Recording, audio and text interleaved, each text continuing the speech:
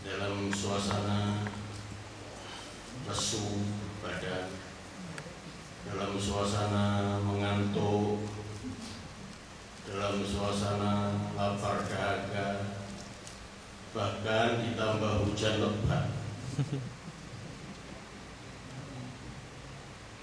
Tampaknya ini rahmat Allah sedang dicurahkan. Mudah-mudahan ini merupakan rahmat Ramadan, sekaligus menguji siapa meskipun dengan hujan toh tetap datang. Sekali lagi kita bersyukur bahwa kita masih diberi kesempatan untuk melakukan aktivitas keagamaan di celah-celah manusia yang hampir seluruhnya tidak memperhatikan itu. Jadi kita termasuk minoritas, minor di dalam minor. Saya akan memulai dengan satu ayat di dalam Al-Quran, yaitu surah Al-Anfal 125 yang berbunyi, A'udzu billahi minasy syaithanir rajim. Bismillahirrahmanirrahim.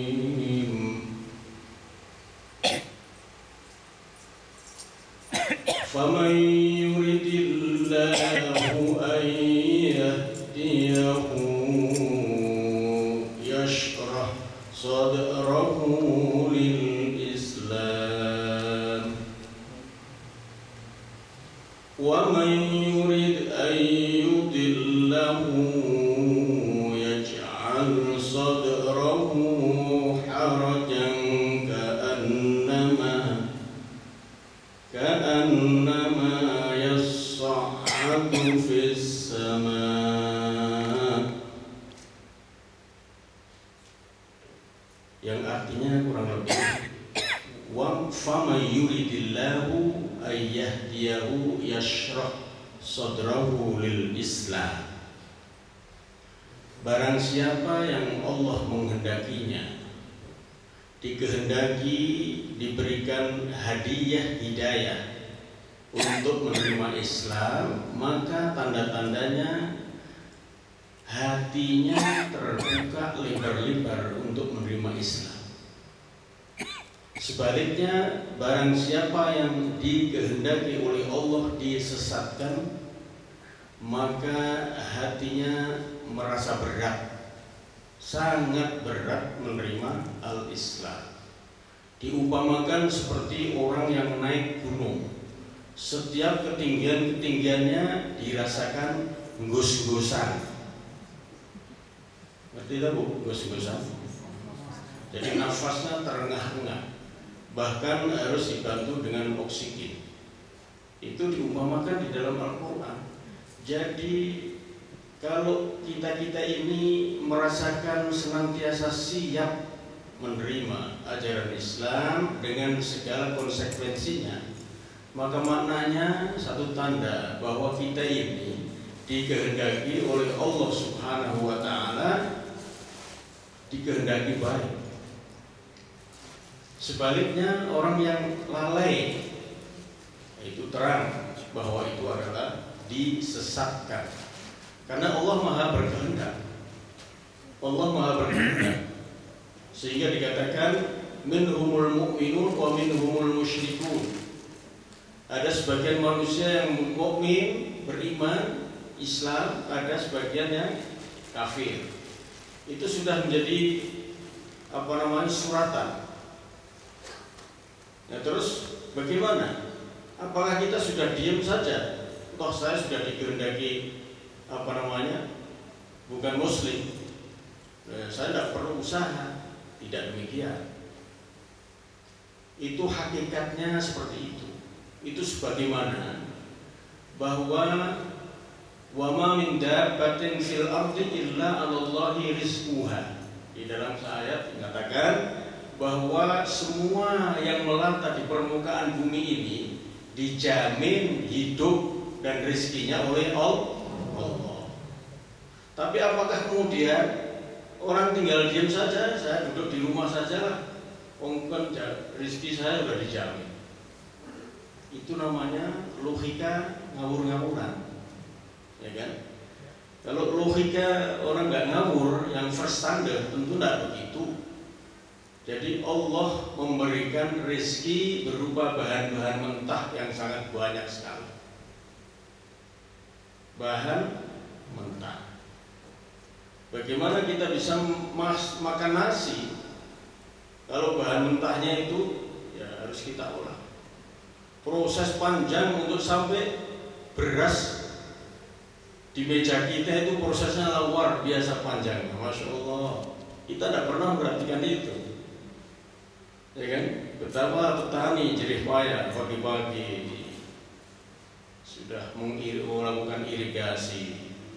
Syukur-syukur kalau airnya cukup, kadang-kadang nggak cukup bertengkar sama tetangganya, rebutan air, ya kan? Dan kita ini, masya Allah, tahu-tahu sudah ada ke pasar, ke supermarket ada beras berlimpah, dan kita mampu membeli. Kita nggak pernah merasakan betapa proses terjadinya beras ini, ya kan? Oleh karena itu jadi syariat dan hakikat. Kalau hakikatnya tadi itu tadi bahwa Allah sudah menentukan siapa yang ahlul jannah, siapa yang ahlun nar, siapa yang calon surgawi, penduduk surga, dan siapa penduduk neraka. Ini hakikatnya. Tetapi Allah membuka peluang manusia untuk berikhtiar.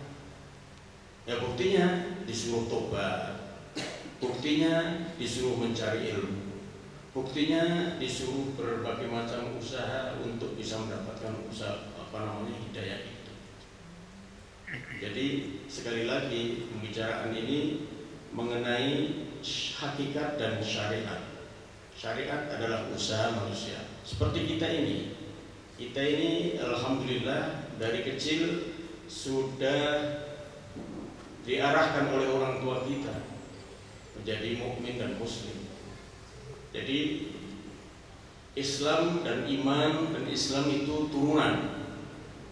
Alhamdulillah perjuangan orang tua telah memberikan pengarahan untuk kita untuk menjadi muslim dan mukmin. Tapi kadang-kadang di tengah perjalanan suatu godaan-godaan yang mungkin terjadi, sehingga iman yang sudah ditanamkan itu sering terabaikan, bahkan lama-lama iman dan Islam itu tertinggalkan. Sehingga dengan demikian apa yang digadang-gadang orang tua, mudah-mudahan anak-anak ini menjadi putra-putri yang solihah dan soleh, ya kan? Tetapi dalam perjalanan hidup mereka telah kena berbagai pengaruh. Yang pengaruh itu sangat luar biasa tajamnya. Tajam karena di dalam kehidupan ini orang tidak lepas daripada sugesti-sugesti di lingkungan kita. Kadang-kadang kita itu naif, lemah menghadapi sugesti orang. Karena ada orang yang pandai sekali menanamkan ideologinya itu begitu sangat pandai sekali. Buktinya ya banyak. Kenapa? Sehingga orang itu bisa rela dirinya membunuh diri dengan bom. Nah, itu maknanya bahwa begitu canggihnya orang melakukan sugesti terhadap orang lain. Kita ini kadang-kadang lemah. Karena itu ya bahwa usaha kita untuk mendekatkan kepada Allah itu dianjurkan dari mulai yang wajib sampai yang sunnah. Artinya bahwa sholat itu bisa menjamin bimbingan Allah senantiasa. Karena di dalam sholat itu minimal Fatihah itu berapa kali harus kita baca. Nah, di dalam Fatihah itu kan surat yang paling ampuh. Namanya aja Ummul Kitab. Ummul Kitab, ya, Fatihatul Kitab. Sampai dengan Al-Fatihah itu saja para sahabat itu mempunyai ide sendiri tanpa diajari Rasul. Dalam satu perjalanan diminta untuk mengobati Badui yang tadinya itu anti dia, tidak mau menerima, bahkan sinis.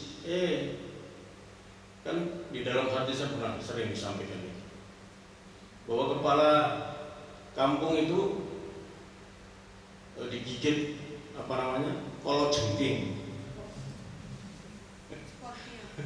skorpion. Karena model saya itu dari Solo, dari kolot jengking kemarin.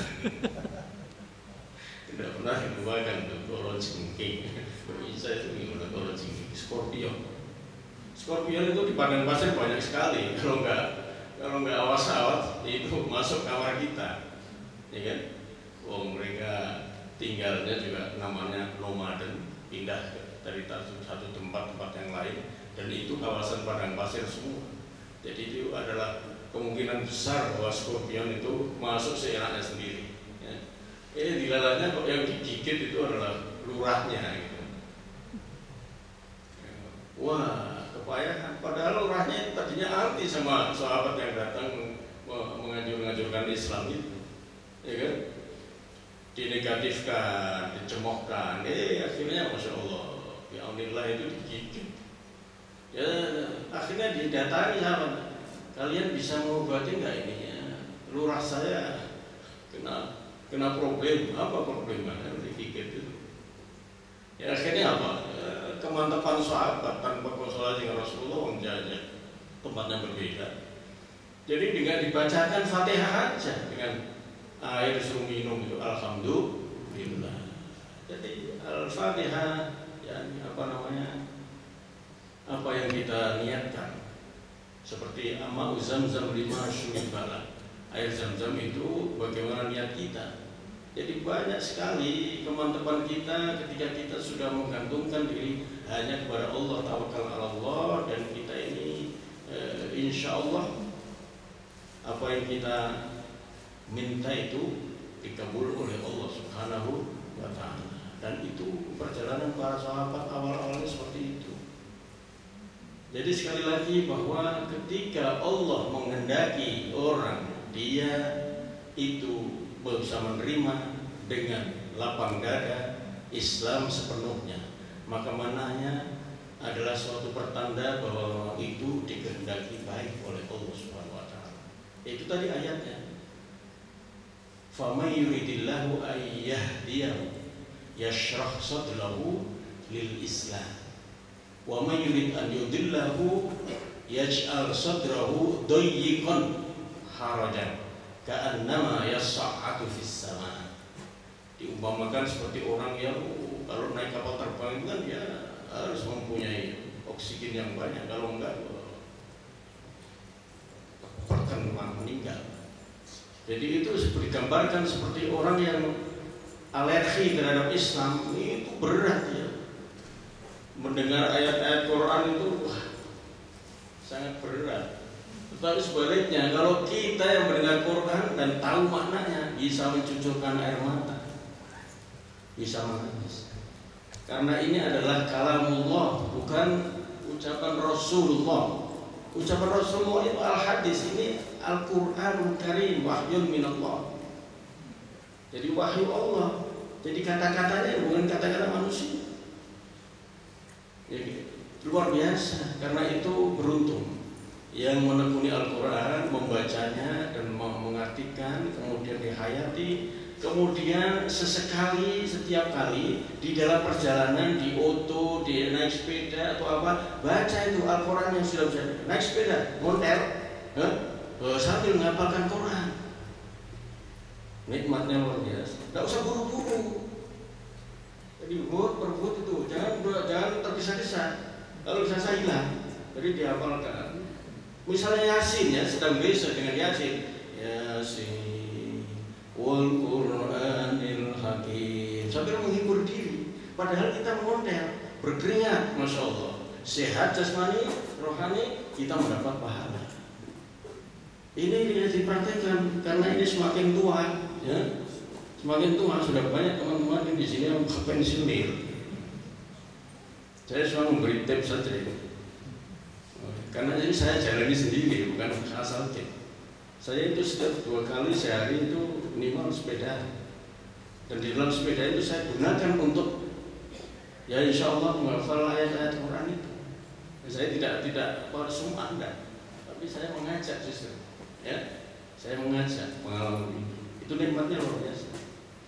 Apalagi bulan puasa ini, orang yang ngerti ya, tapi kita mau baca Yasin kayak, atau baca itu Asmaul Husna, baca zikir yang bisa, itu dengan sepeda. Tapi sepedanya tentunya sepeda jangan buru-buru. Kalau mau kerja terus kan, itu biasanya kacau. Sepedaan ambil waktu 1 jam. Relax. Wa man yurid ayyudillahu yaj'al sadrahu dayyiqan. Jadi banyak orang-orang non muslim ada bermacam-macam. Ada yang simpati walaupun dia bukan muslim, dia tidak masuk Islam tapi simpati kepada Islam. Ada yang tidak mau usik-usik, masa bodoh, lulu saya. Tetapi ada yang paling nomor 3 ini yang antipati. Ya, kita sudah tahu namanya, sosoknya, ya kan? Sudah tahu. Ini termasuk golongan orang-orang yang ketika itu termasuk keturunan Abu Jahal dan Abu Lahab. Ya, masih banyak lagi. Ya. Itu adalah keponakannya sendiri, ya, pamannya sendiri. Tapi targetnya Muhammad harus mati. Karena apa? Ya, merasa berat, dadanya berat, menerima ajaran Rasul itu berat. Karena yang biasa memelihara patung-patung dan dengan bisnis patung-patung itu dia mendapatkan uang banyak. Jadi orang-orang yang para penjaga patung-patung di Ka'bah itu orang-orang elit, orang elite. Dan orang elite itu keturunan itu semuanya famili Rasul karena Abdul Muttalib itu orang top. Kemudian anak-anaknya Abu Thalib dan sebagainya. Termasuk Abu Jahal itu semuanya om-omnya itu. Jadi itu mereka itu elite. Ya, ketika datang seruan Rasulullah jangan nyembah itu kan sama dengan menutup keran. Ya kan? Biasanya muncul uangnya, masya Allah. Jadi tidak semata-mata hanya ini, tapi juga ekonomi berantakan. Karena ini kalau misinya Muhammad berhasil ini, saya kemana ini? Patung-patung nggak ada. Jadi itulah sebetulnya orang itu bermacam-macam menolak. Ada kalanya karena ekonomi, karena pengaruh, karena ini, karena itu. Demikian juga orang jangan dipaksa menyatakan Islam. Ada manusia banyak di dunia ini yang dia berada dalam kawasan yang susah untuk melahirkan Islamnya, tapi hatinya ini Muslim dia. Ketika apa? Tahu perilakunya dan dia ngerti sikap-sikapnya terhadap Islam. Itu kadang-kadang ada orang yang berada di dalam situasi seperti itu, ya kan? Seperti zamannya Fir'aun. Itu tahunya ternyata salah satu dari menterinya itu ternyata orang beriman, ya kan? Ngertinya yaitu setelah terjadi konflik dengan Nabi Musa, malah dinasihatkan jangan berlaku kasar gitu, siapa tahu apa yang disampaikan benar, begitu. Terus membela Nabi Musa juga.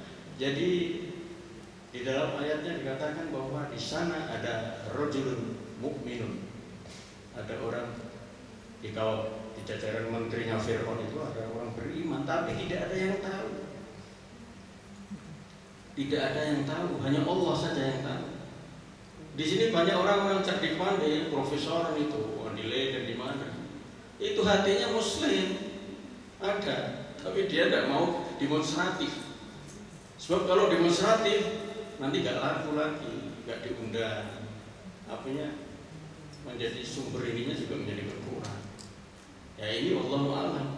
Jadi hanya Allah yang tahu imannya. Tapi ketakutannya seperti itu tuh yang mempunyai balan sendiri ya. Karena nanti di setiap kita ini kan ditimbang, ya kan? Ditimbang. man kana fi qalbihi mithqalu dzarratin minal iman dakhala jannah. Ada satu hadis ya. Barang siapa yang di dalam hatinya ada sebiji sawi iman, itu dia masih mempunyai harapan untuk masuk surga walaupun sudah sekian juta tahun disiksa dalam neraka, tapi dia akan dituntaskan dari neraka. Saya berencana untuk sebelum berbuka itu kita zikir bersama. Zikir, baca ayat-ayat pendek, kemudian zikir, istighfar Allah, kemudian baru buka. Ya Bu ya, setuju Bu? Setuju. Karena tadinya kan karena waktunya singkat, jadi sekarang ini kira-kira tinggal 10 menit atau seperempat jam.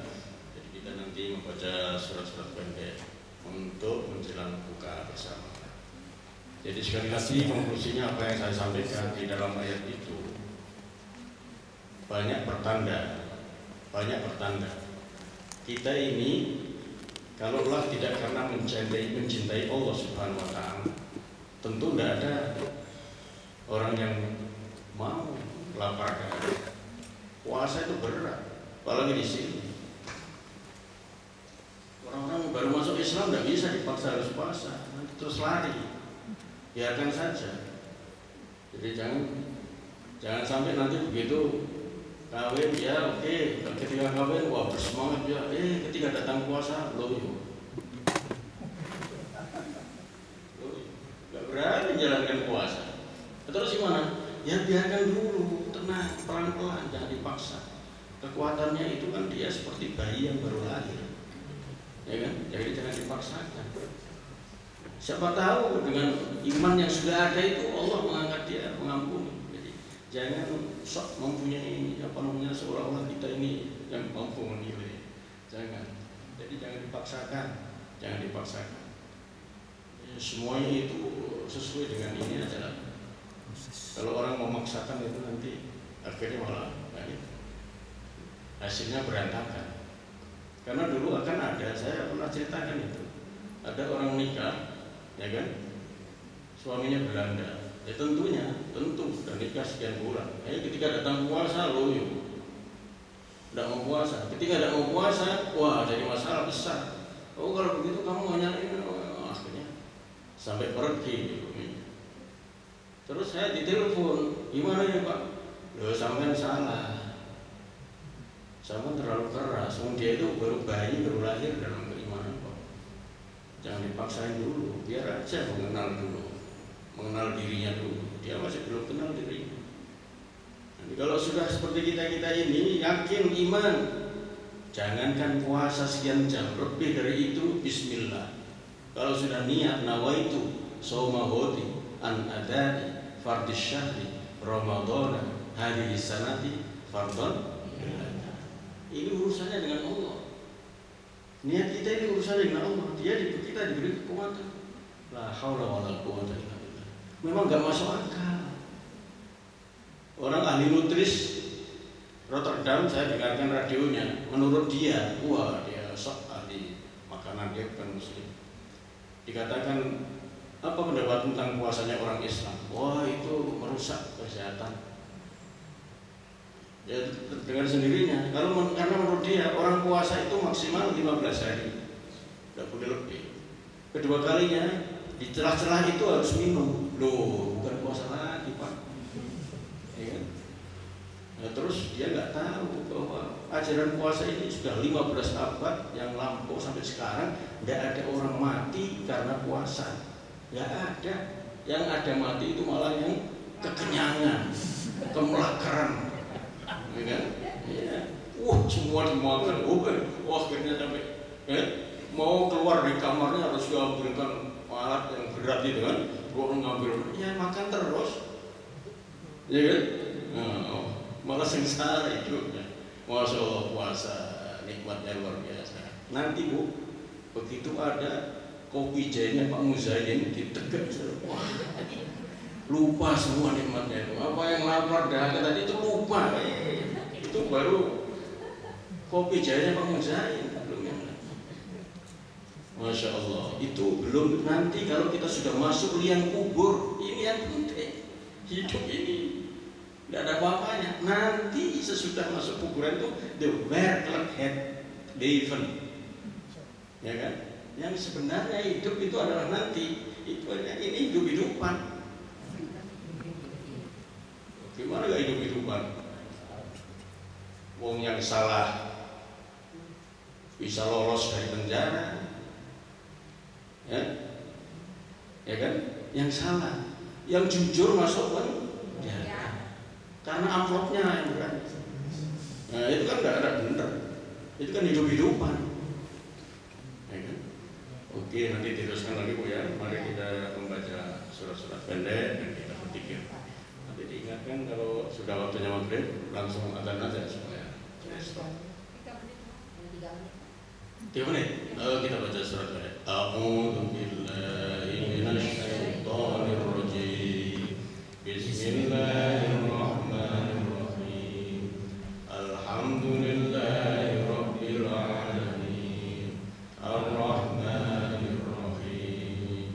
Maliki yaumiddin. Iyyaka na'budu wa iyyaka nasta'in. Ihdinas siratal mustaqim. Siratal ladzina an'amta 'alaihim ghairil maghdubi 'alaihim waladdallin. Amin. Bismillahirrahmanirrahim. Qul huwallahu ahad. Allahus samad. Lam yalid wa lam yulad wa lam yakul lahu kufuwan ahad.